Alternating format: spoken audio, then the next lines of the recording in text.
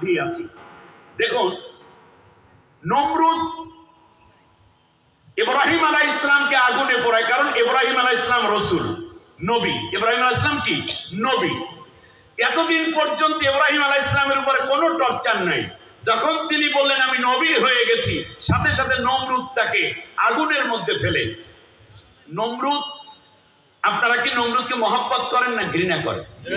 না, ভালো করে বলতে হবে, ঘৃণা করেন। নমরুদ কয়জনকে আগুনে ফেলেছে? মাত্র একজনকে। আল্লাহ তাআলা আগুন শান্ত করে দিয়েছেন।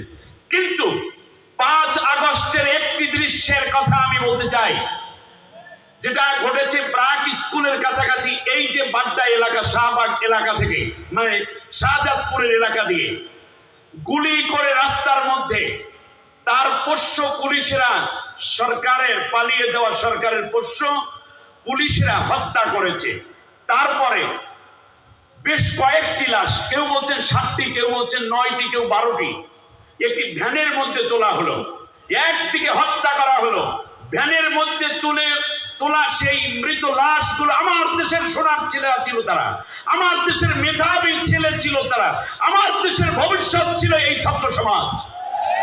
তাদেরকে হত্যা করার পরে দুঃখজনক কত ইতিহাস এরা রচনা করে গেছে, একটু খেয়াল করে দেখুন।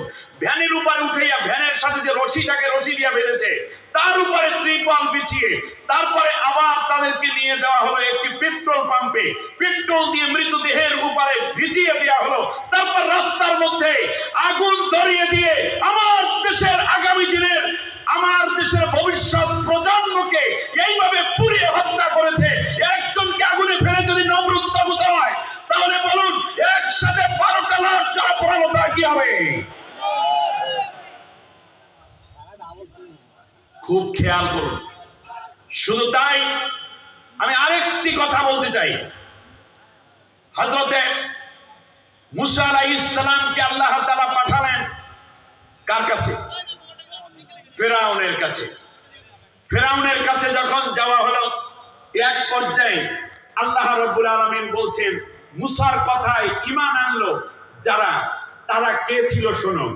ফামা আমানা লিমূসা ইল্লা যুররিয়াতুম মিন কওমিহি আলা খাউফিম মিন ফিরআউনা ওয়া মালাইহিম আন ইয়াফতিনাহুম